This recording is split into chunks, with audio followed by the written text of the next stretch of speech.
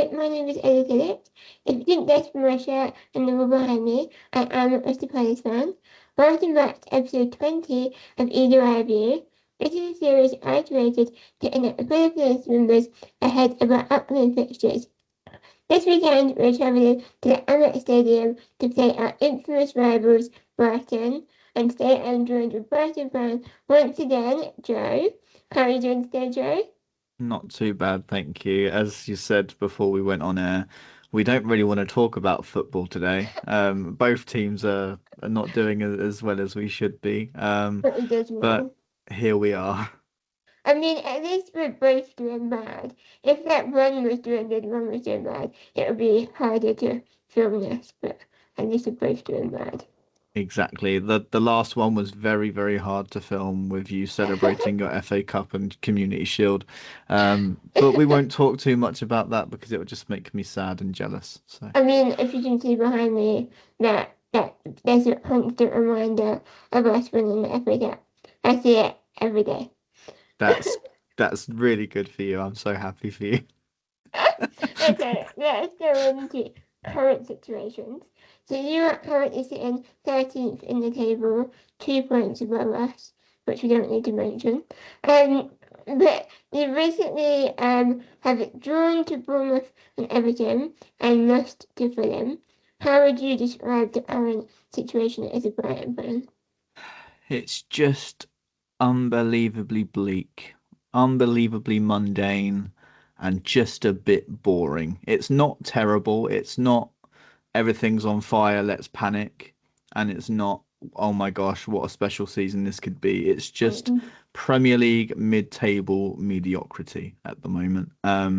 So yeah, I mean we're still in the FA Cup, luckily. I Rub know it I in, rub had to it dig that one in there. Worst title defense in how many years? Maybe in. ever. Sorry. Embarrassing. Um, so our season's still slightly alive, maybe. But we got Liverpool next in the FA Cup, so probably not. Um, yeah, so it's just a bit bleak, really. As a Brighton fan right now, what are your ambitions for the rest of the season? I think if we get past Liverpool in the FA Cup to try and replicate your success of last season, and That would really hurt me. hopefully do it quickly because as I said, like as much as we can say we're not bothered by it, we are. It's something that we want as a club. I think any club of our size or any club that's looking up to clubs like us doing well in the Premier League, they want that success, and you and Leicester have proven that if you get lucky and if you get a good team together and you keep your best players, that you can go on and achieve something really special. And obviously, you achieved it at the right time. Obviously, you've lost a few of the team that won you the FA Cup. So it's just yeah, pouncing on those chances when they're given to you. And as much as I say the rivalry is alive, I have to sit here and give credit to Crystal Palace for doing that because it's incredibly hard these days in football. So you're giving us false hope. So stop doing that. You're a bigger man than me. If you win a trophy, I will not be giving you credit.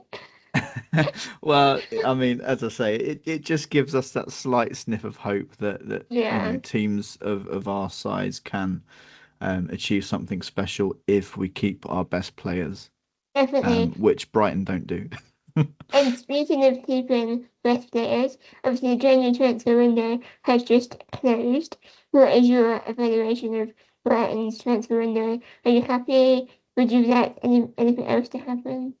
Yeah, so it started in the best possible way. Pascal Gross came back, and it genuinely felt like the king returning to his throne. It was incredible to see. And we were hoping that that was the start of a really good transfer window for us, but it petered into absolutely nothing. And we've actually ended the window with a weaker squad than what we started with. We've had a couple go out on loan, Tommy Watson and Brian Gruder, um, which are our backup wide options. So if Minte or Matoma get injured now, we're a little bit stuffed. But we did bring Matt O'Reilly back from Marseille. But he's a midfielder, so it's stopgap solutions for really Yeah. important positions, which is slightly annoying. Um, but as I say, we got Pascal Gross back, so I can't say the transfer window was a disappointment because he is apart from Lewis Dunk, he is Brighton, and he defines our Premier League era. So to have him back is really good to see. I think I remember reading your BBC Sport piece on pasta roast. It was quite an interesting read, even though I shouldn't be on the Brighton page, but there we go. Thank you. Yeah. So, as you mentioned that you said that your team is in a worse position than you went into the window, I would say Palace are the opposite. We, well, from the outside, it does look like we had a bit of a poor transfer window. Obviously, losing Mark here, Mateta doing God knows what, like doing off the rails. Um, who knows if he'll play for Palace again? But we have got squad depth, and that is the most important thing we needed coming into the window, and I'm very happy with that. I don't praise Steve Parish very often, but he did his job this once, and we do have attacking options ready and raring to go. So, but I'm not sure how much you've seen of our new players, but is there anyone in particular, either a new signing or a player that you've seen before that you're fearful to play this weekend? Yeah, I mean, Ismail Assar terrifies me. I don't know if he's fit and Yes. raring to go. So Yeah. please pray for our left back. We don't like playing against him. And the one that worries me, and it probably shouldn't given his stats this season for Wolves, but Strand Larson coming in. I just think given the service that Palace can provide Mm. him, he could start scoring goals. And of course it would be against Brighton that he scores his first ever Palace goal. So Very nice. put a bet on that. I'm not condoning betting. Bet responsibly. So yeah, there's a few players that I look at and think, goodness me, yeah, they're going to have a field day against us. Especially if we're playing as open as we have been. Mm. There was a point against Everton where our back four were just completely spread out over the pitch. Van Hecker was running back from the halfway line. Dunkey was tracking back like he does. Kadioglu was on the halfway line as well. And I think our left back was, I don't know, overlapping Matoma. And Everton were on the attack. And I'm thinking, if Oh we're this dear. disorganised against a rigid, structured, well-oiled Palace side who can attack with pace, we're done for. So I am very worried that Sunday is going to be a horrific day for us. I mean, that is music to my ears. I love to hear that. You're And welcome. you mentioned Stratton Larson. He was bought for a record fee of £48 million. Now, I, for one, was not very happy with that figure because why are we spending that amount of money on a striker that has scored one goal this season?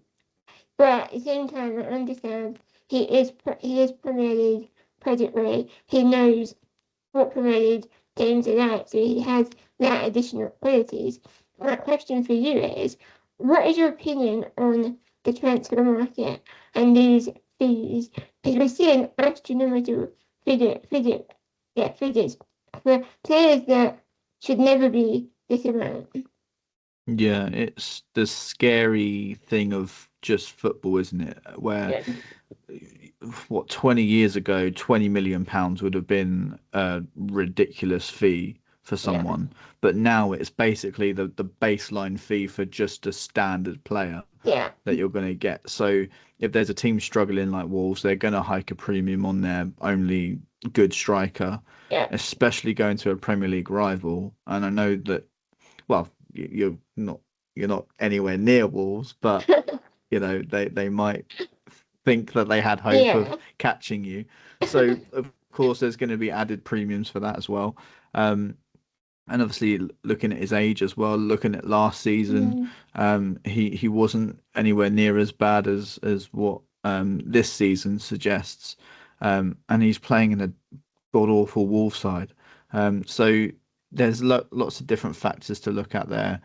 But it's just the hiking prices of football these days, where we spent 30 odd million pounds on a 19-year-old last Wow, summer, and he that's was completely crazy. unproven. So yeah, Yeah, we're just unfortunately seeing what the moneymaker of football is doing to fees for bog standard players.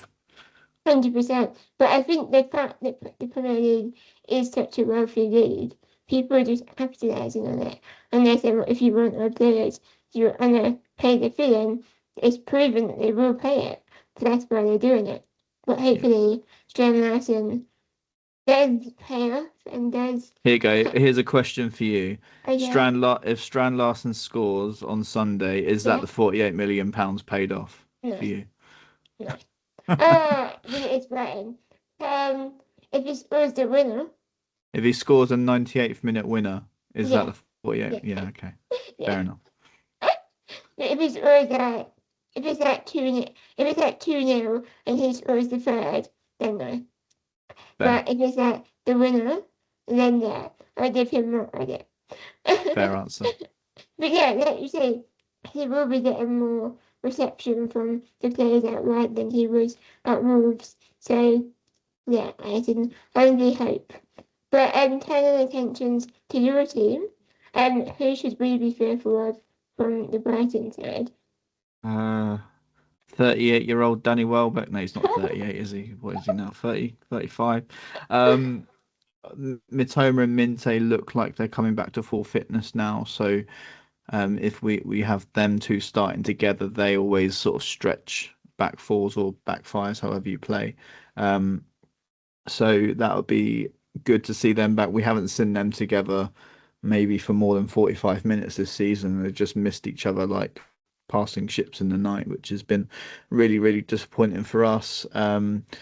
Jorginho Rutter hasn't had a great season this year, but I'm hoping that if he can play in his natural role behind Danny Welbeck, that he could cause a few issues. But our player of the season so far, and I have to shout him out, is Ferdi Kadioglu from left back. He has been excellent. He pops up everywhere. Um, he's got such an engine driving back as well. So yeah, we're quite lucky in that sense that he's come good this year. He had a really rubbish time last season with injury. So yeah, we've got a couple of bright sparks in amongst the mundane rubbish that we're watching. And obviously Pascal Gross, I always shout him out because I think every Premier League fan knows what he can do with time and space. So yeah, look out for him as well. So yeah, hopefully we can get our good things ticking and forget about the rubbish stuff. Well, hopefully not. And I'm not sure what system you play, but how important are your like right back and left back? Do they play in wing back positions or are they more defenders? Yeah, I mean, I think Hertzler's pragmatic in the way he goes about his team selections. He'll base it from what opposition we're coming up against. So Yeah, if we're coming up against a Palace side who have really pacey wingers, he's going to play probably Joel Veltman at right back and Ferdi Kadioglu at left back. Gives us that defensive balance. I think De Kuyper is a little bit suspect at left back defensively. Really good going forwards. Um, so I think we won't see our fullbacks bombing forward. We'll be mm, mindful of the Palace break and be a bit more reserved in that area and just sort of hopefully if Minter and Matoma are playing, just give them the attacking freedom to attack your defence. So yeah, it'd be interesting to see how it goes. I think the first goal is going to be so important. Um, 100%. so it's going to be a really nervy game. Both sets of fans, obviously, as we said, that the moods aren't amazing.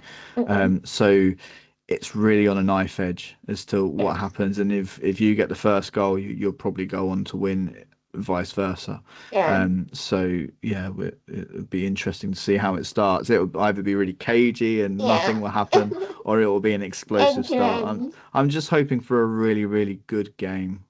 Yeah. Like yeah, I hope it's end to end. I hope it's entertaining, because we haven't seen much entertaining football for a long time. So, yeah, hopefully that works. I think it was interesting that you said that how your manager is reactive, depending on who you're playing.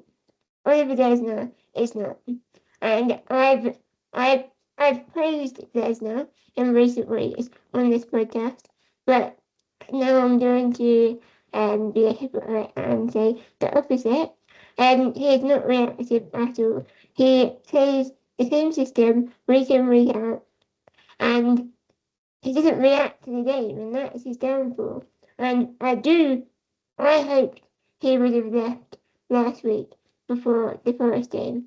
Obviously, he didn't, and I don't think he'll leave before this game either. Um, but I'm not sure if you saw the Forest game, but it was 1-1 going into the break. They went down to 10 men in that just before half time. So we had the man advantage for second half. But we played so what's the word? So that unimaginatively, like just passing the ball left to right, like not making any runs, and it was so static to watch. And then obviously it went on to be a draw. And that they're the kind of games we should be taken by the scruff of the neck and being like, this is our 3 points to win. They're down to 10 men, capitalising it. And that's where I think Oliver Desna isn't a good manager. And I don't want to say he's been lucky, because he hasn't. But we've earned our accolades, we've earned the FA Cup, I mean, it showed. But yeah, he's not a good manager when it comes to like tactics, I don't think. Do you have any opinions on him? Yeah, I think he has been lucky in a sense that he's had a squad of players that has suited his system so Yeah, well. yeah, Um, so obviously there's again, I feel sick saying it, but credit to your recruitment for backing a manager and having players come in and that can play a system, because we don't yeah, really seem to be doing that with Hertzler. We just seem to be doing what we normally do and finding wonder kids from left, right, and centre and yeah, hoping that they become a polished article. Um, but yeah, I think when it when push comes to shove, like we saw with Roberto De Zerbi, again a manager that played his way and only his way. If you don't have the players to do that, you're going to get punished, yeah, and you're going to get found out. yeah, So that's probably what's happening with Glasner now, and probably at the worst time for him as well, because obviously on the back of the trophies that you guys have won, he was right up there in the manager market for huge jobs. And now he's yeah, getting found out, and you could maybe look at Palace's situation and go, well, he's lost Eza, he's lost Gray, they went out of the FA Cup in a crap manner, so maybe heads were turned. Glasner said that it was going to be his last season, so maybe he's stopped working um, as hard. yeah, Um, so there's lots of different factors to look at it at. But if you're going to say you're going to stay till the end of the season, you need to give it your all, and you need yeah, to prove to the fans why, and prove to your next club yeah, why you're the best man for the job as well. So, yeah. yeah, that if he wants a big job next year, he needs to buck his ideas up and So get your new parts playing as well as your old parts. I'm not sure if you agree, but in my eyes, him announcing he's leaving mid-season is totally unprofessional, and that it shouldn't have been done, because we've seen a massive drop since he's announced that. Because the players weren't aware until it was in the media, and that in itself is insane to me. Like, Mm. surely they should have been told either at the end of the season or when you first made the decision, not at the same time as everyone else. Yeah, I don't, yeah, 100%.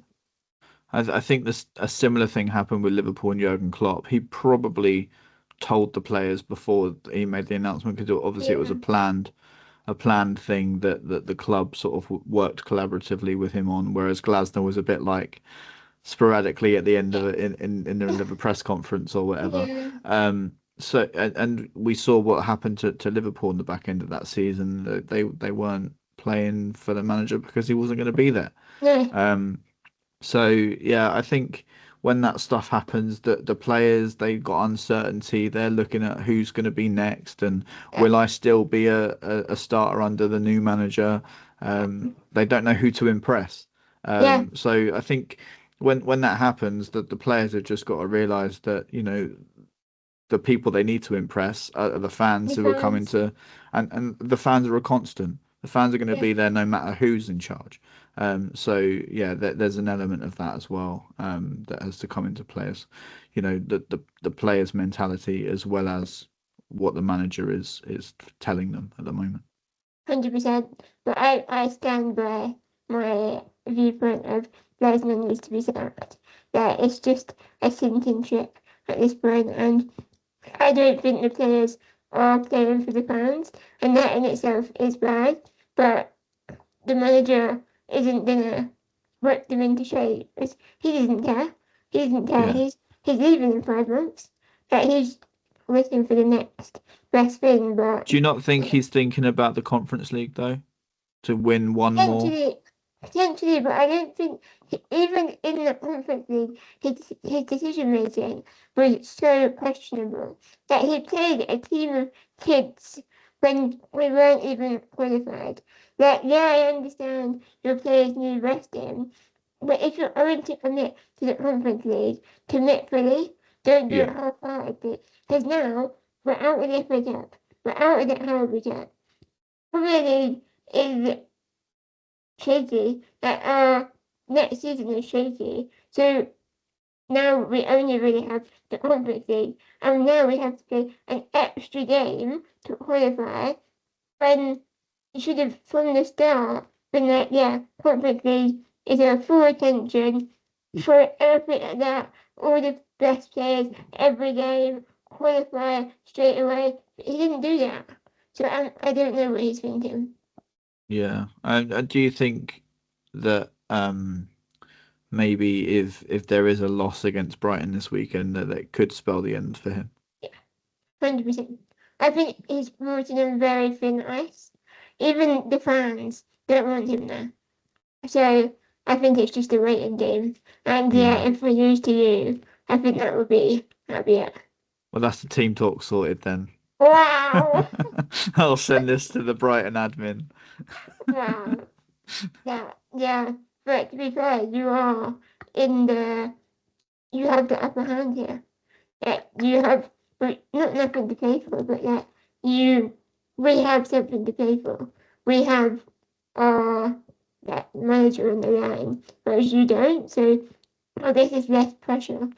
But yeah, I guess we'll Yeah. see. There is pressure starting to mount on Fabian Hertzler from the fans. Interesting. Yeah, I would say maybe 70% of the Brighton fans are Fabian out. And Whoa. I think if we lose to Palace, it could turn to about 90% that want him gone. Whoa. Yeah. So whilst there isn't pressure from the board, Yeah. Brighton fans are starting to get really impatient because we know where we should be and we know what we Yeah. should be fighting for. When you're seeing teams like Sunderland doing so well, which massive Yeah. credit to them, you know, it should be us up there. Yeah. And the manager isn't getting the most out of the squad that he's got. So is he the right man? I'm on the fence massively over him. Wow. Um, I'll back him as long as the club back him. I'll back him. But yeah, I think a loss to you guys could turn the majority. That's interesting that it's all happening at the same time. So this Yeah, game does mean something for you. See, I didn't even realise that. yeah. No, I think it does. It could be the springboard to what gets us further up the table, or it could be what tells us that our season is done. Yeah. So yeah, it's a big game for both teams. So that's why I'm hoping it's not just going to be a boring, cagey affair. And I feel like this season, like, it's so tight. The table is so tight. And that Yeah. one result means so much more than previous years. And that's why it's so that one game could make or break a manager's career because you need to win these games to get up the table.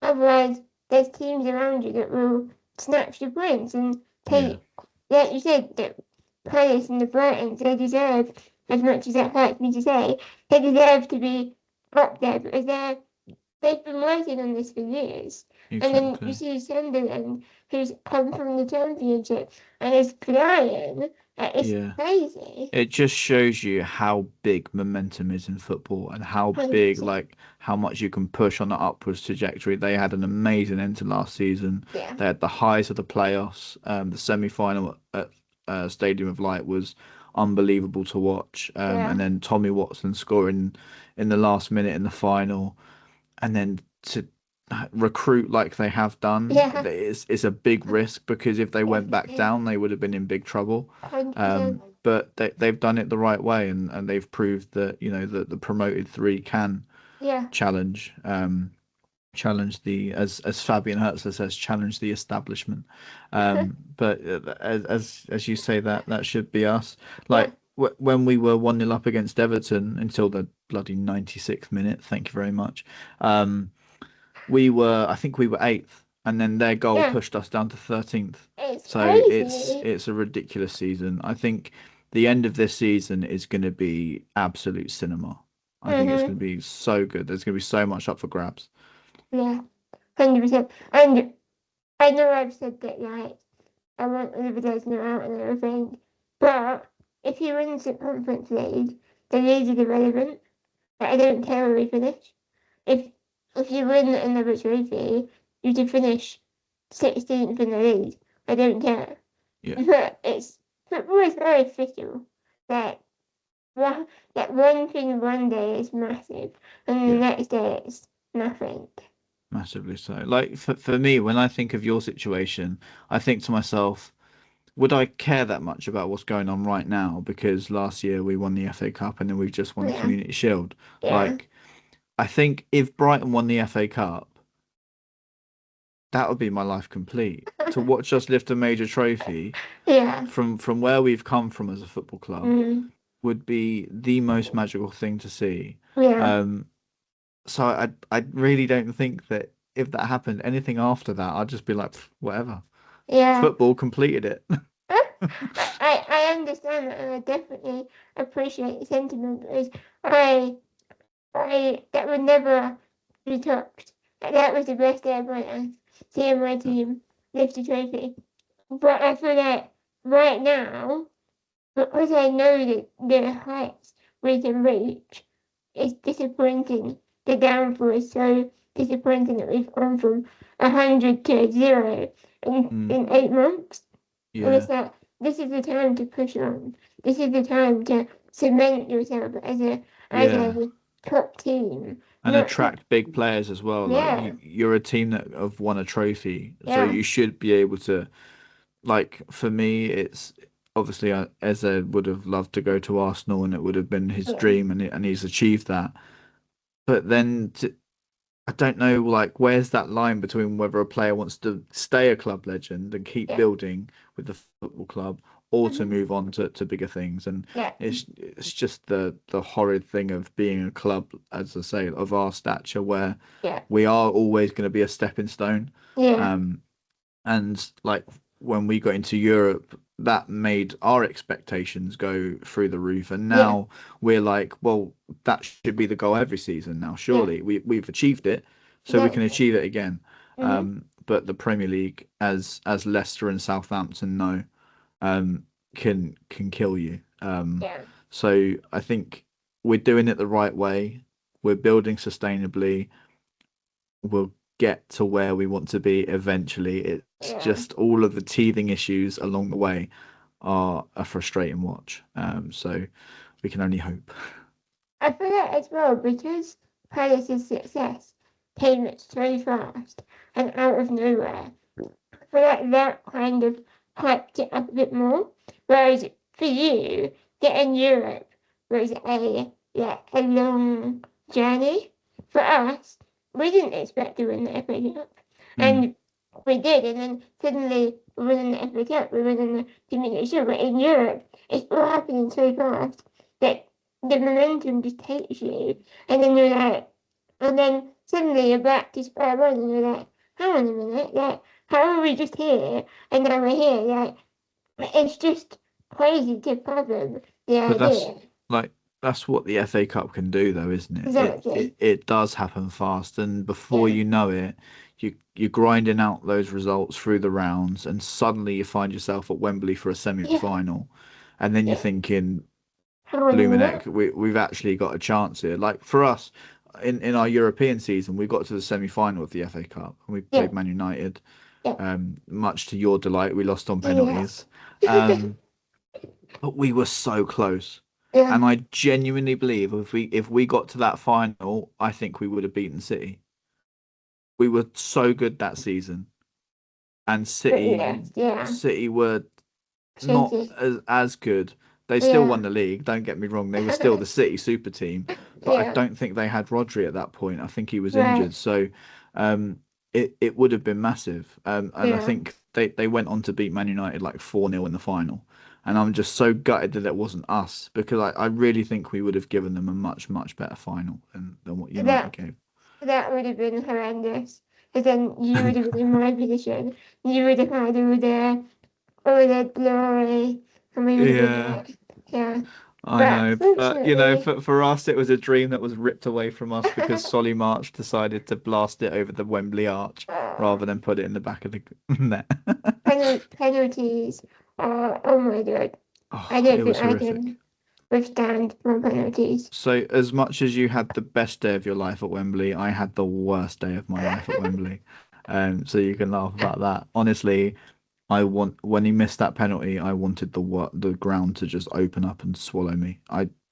I've never felt like that. Even when Zaha scored against us in the playoffs, I've never felt a low like that. So It's um, horrible. that's taken the crown from Zaha. So unlucky. You Yeah. didn't make me cry. I can totally relate to playing at Wembley. Not because of my club, but I was at the Euros 2021 final, and Ah, obviously Sancho, Saka, and Rashford all missed. And Jadon Sancho was my favourite player at the time. I wanted to die. I wanted the yeah, ground to just swallow me up. that was That was horrific to it was watch. horrible. And I was in the stadium. It was yeah, not Oh fun my at all. God. So I can relate to your pain. I'm glad, but on an international level, so we both felt that pain. You've not We felt it at did. club level. Not yet. Not yet. I mean, like you say, I don't think well, I probably will feel it one day, but this high will still be there, and nothing can take that away from me and 100%. away from my team. So yeah. But let's focus on the game this weekend. Obviously it's at the Amex. I don't know why Palace fans would want to stay around the stadium, but if for any reason they do you have any tips, tricks, or hints? Um, get the train back to East Croydon as quickly as possible. Um, no, I mean it's always stacked with police when Palace come. It's horrible. You're cordoned off and you're ushered to your end, and Yeah, the fights at Brighton Station are ridiculous. Like for me, that's not football. it's not. It really isn't. Like as much as we can sit here and laugh at each other when we lose football matches and want the other team to do Yeah, rubbish because it's funny. don't That's where the stand for it. rivalry should stop. It Yeah. it shouldn't spill over from the pitch. And like I know so many Palace fans who are just genuinely like you, nice people and Oh. good people. So that's what we are at the end of the day. We're just people that support a different football team, and we just Yeah. happen to be rivals. Mm-hmm. So I think anyone that's wanting to turn up to the Amex to rip down our seats or to tarnish our artwork around the city to do with our football club, I think you should stay well away, and I Yeah. think your actions shouldn't be anywhere near football communities because Yeah. that's not what it's about. But if you're willing to come to the Amex and have a good time and to watch the game in good spirit, um, I'm sure the majority of Brighton fans would be more than happy to have you around. I don't know if with Brighton Palace whether or not the fan zone is open to both sets of fans. Yeah, Probably not.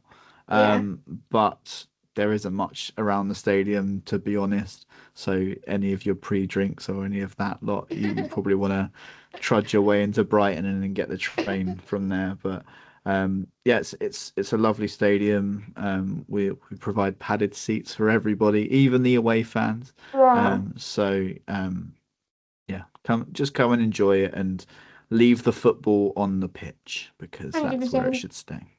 100%. I'm not coming this weekend. I decided not to make the journey to watch my team potentially be shit.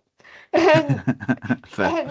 but did I tell you what happened last time I was at the stadium?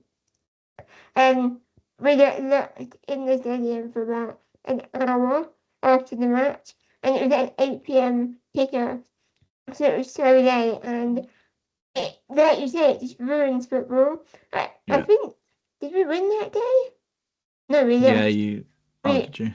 I think we lost. It wasn't last season, it was the season before. Um, Oh, okay. and like, the fans came round to obviously fight our fans. And it's like, what is the point? Like, what are you doing with your life? That you want to fight another fan, but as a who Yeah, they support and that colour they exactly. wear. It's just too People much. forget that we got families to go home to. You know, we've Yeah, got jobs to go to in the yeah, morning. We've got commitments, yeah, uni, school, whatever it might be.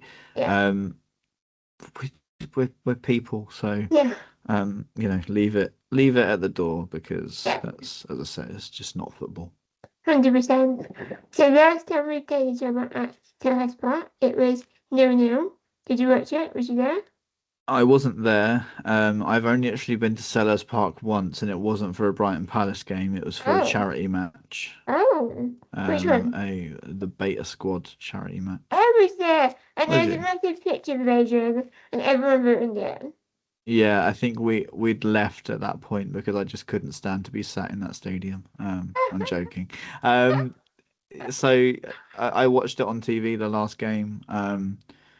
Incredibly boring. Boring. Yeah, just Yes. just two teams cancelling each other out Yeah, and not many chances either way. So that's why I look ahead to Sunday and I think it's probably going to be roughly the same. Just two pragmatic yeah, managers, or maybe not so in her Glasner's case, yeah, cancelling each other out. yeah. But I'm not sure if you remember last season when we played at Selhurst Park. It was a really intense match, and it was Yeah, everyone was up for it. The fans, the players. That's what I'm hoping for this weekend. Just the players to give it everything and leave like nothing. Just give it your all, do your best. But what is your prediction for this weekend? oh gosh, it's always such a tough prediction, Brighton Palace. Um, I've always said that I'll go with my heart when I go on fan predictions. So I will go for a 2-1 win to the Albion. Oh, Um, and I hope and I pray that Lewis Dunk will score the winner oh. because Just to rub just it to in. just to shut him up a little bit. No. What's my prediction for this weekend? Hmm. I think it'll be a draw. Like either 0-0 or 2-2. If both teams are at it, 2-2. If, like you said, if we cancel each other out, we're in 0-0. But I really hope it's not. I just Yeah, can't deal with it. no, just a good, honest, exciting football match between Yeah. two friendly rivals would be nice to watch. So Are you going yeah, to the match? I will be there. I'll be in the North Stand, hoping to see only Brighton goals down my end, because I don't want any Palace players celebrating in front of me. That would just ruin my weekend. So yeah, we'll have a good time either way. And as I say, it's massive because I think a win springboards us for the rest of the season.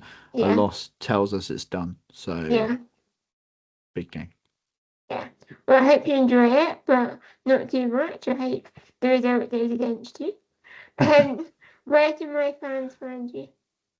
So you can find me on the Albion Obsessed podcast. I'm sure all of the Palace fans listening to this will want to come and listen to And an not just the obsessive. Brighton listeners.